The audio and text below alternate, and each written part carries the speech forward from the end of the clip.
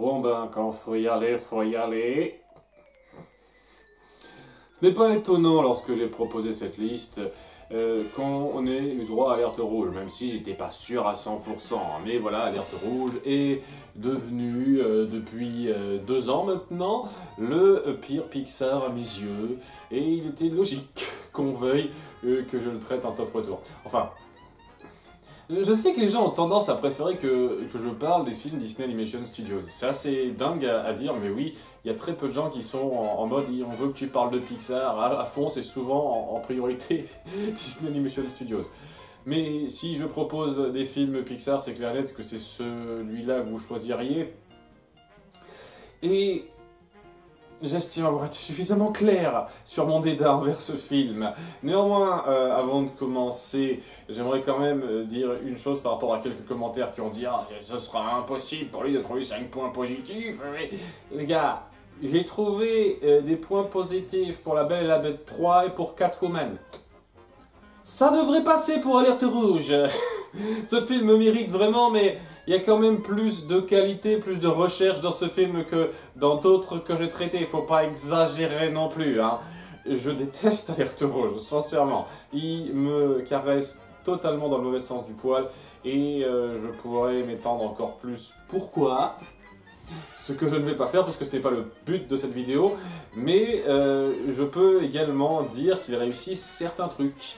Et c'est ce qu'on va voir tout de suite avec ce top 6.9, c'est fait exprès, des meilleurs points d'Alerte Rouge. Numéro 6.9, le moment de craquage flippant de May. Retire ce que t'as dit. Tu parles pas de ma famille comme ça. Mais arrête. Je ne compte pas comme un point entier pour la simple et bonne raison que je trouve que c'est gâché, totalement gâché, par la direction de ce film, de vouloir faire en sorte que son héroïne n'ait rien à se reprocher au bout du compte.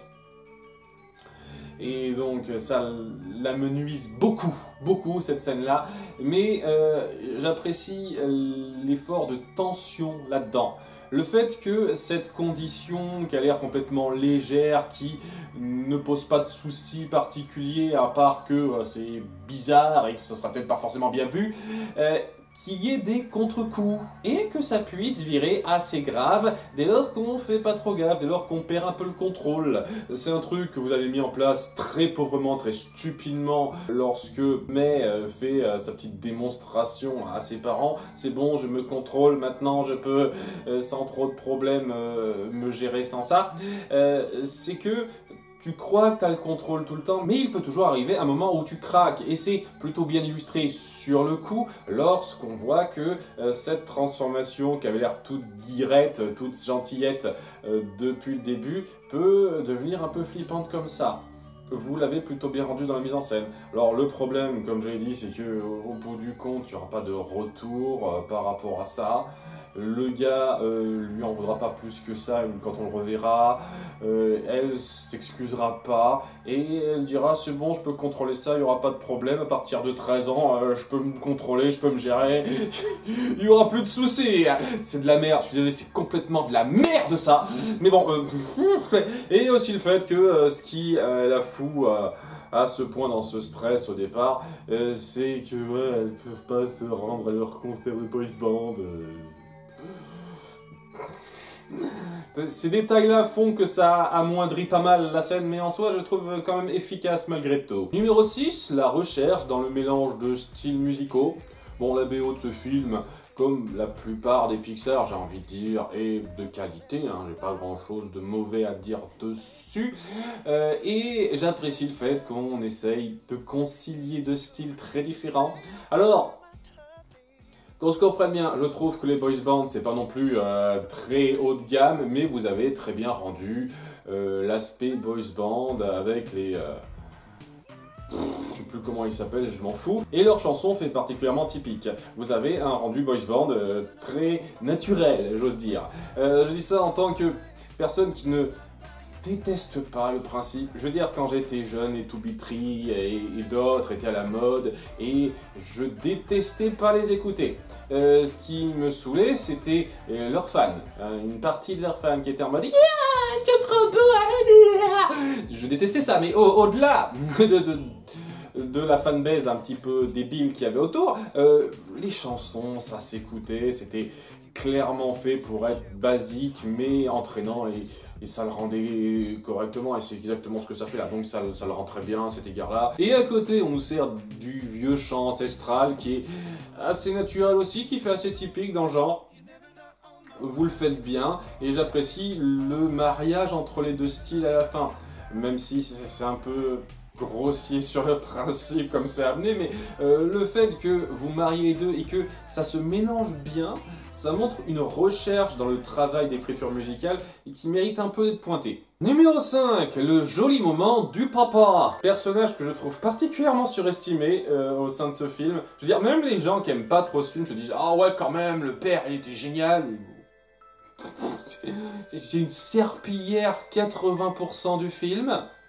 Il a une belle scène et tout d'un coup c'est un personnage génial. Je ne comprendrai jamais certains gens, mais force est de reconnaître que c'est un moment très touchant, père-fille, où il se rend compte qu'elle n'est pas très heureuse tout de suite, qu'elle a besoin de quelque chose pour s'épanouir et de quelqu'un pour l'encourager à un certain degré. Et ce moment où il dit qu'il est content d'avoir vu ce qu'elle a produit, même si ce qu'elle a produit c'était quand même se vendre pour acheter des tickets pour un concert de boys band de façon un petit peu discutable. Il sait trouver les bons mots et je trouve que c'est un des rares moments où le texte est plutôt bien rendu.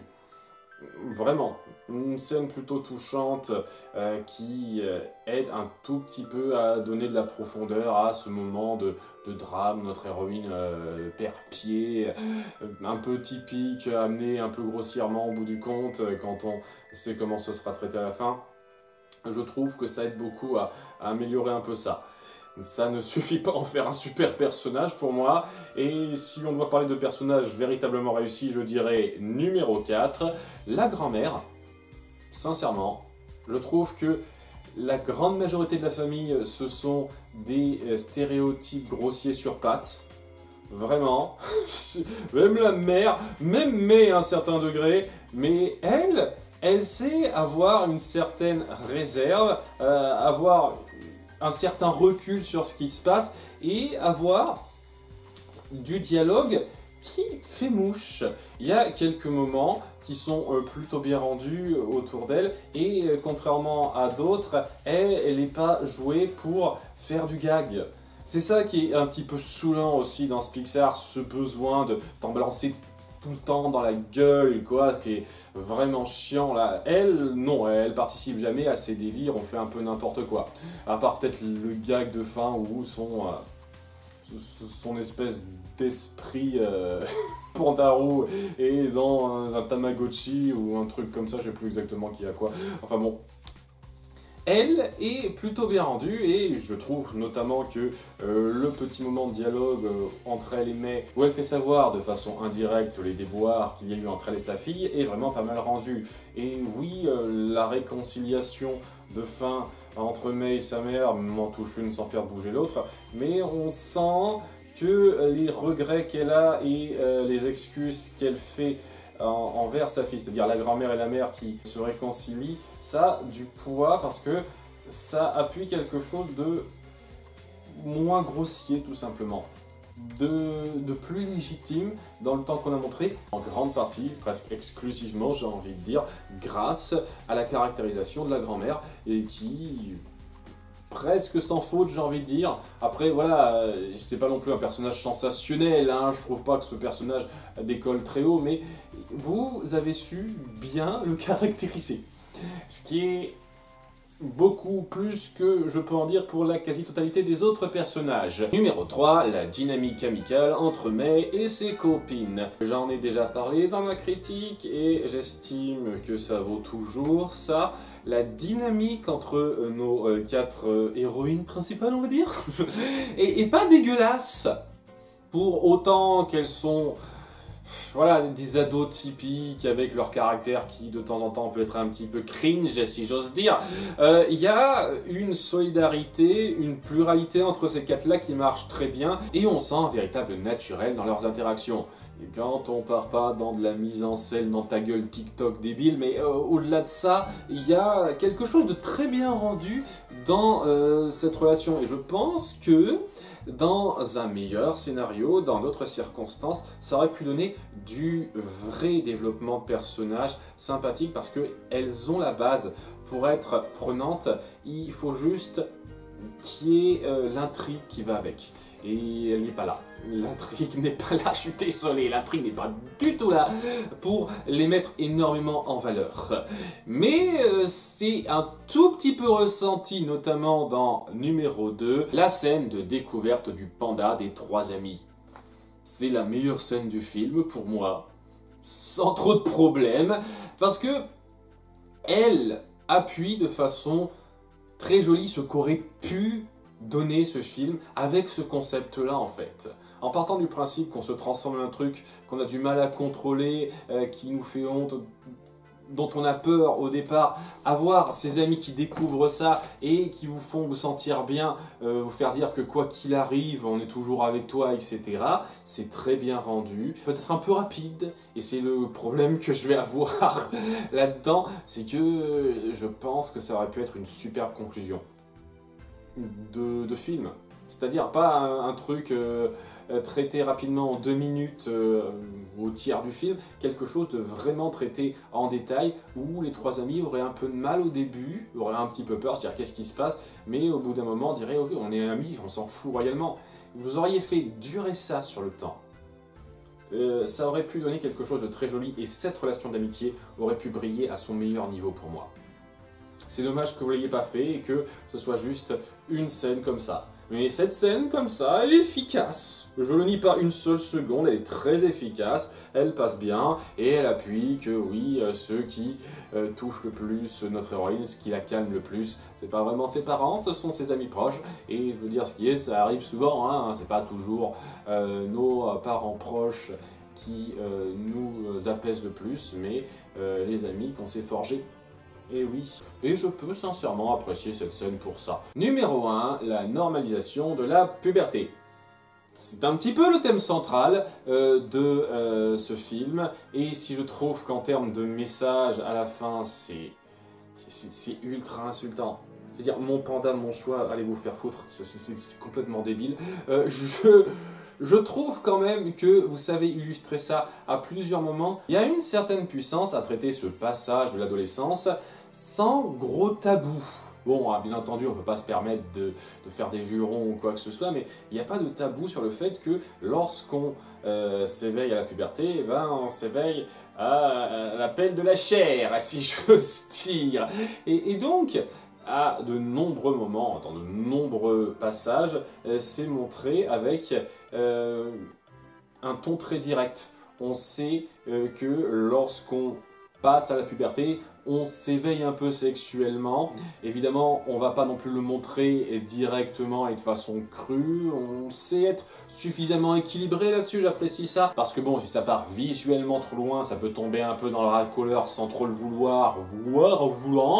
Mais non, ça ne le veut pas. Ça essaye de dépeindre ce côté libidineux, entre guillemets, qui commence à s'ouvrir chez nos 4 personnages avec une vraie justesse. Et ces petits moments-là qui aident à banaliser ce passage de l'adolescence qui, j'imagine, parce que je n'ai pas vécu ça, hein, j'ai vécu ma puberté de façon très différente, hein, je suis un mec, ça doit être un moment assez délicat à vivre sur pas mal de points, j'imagine, lorsque ça nous arrive adolescente, ça, et j'apprécie le fait que ça veuille banaliser la chose.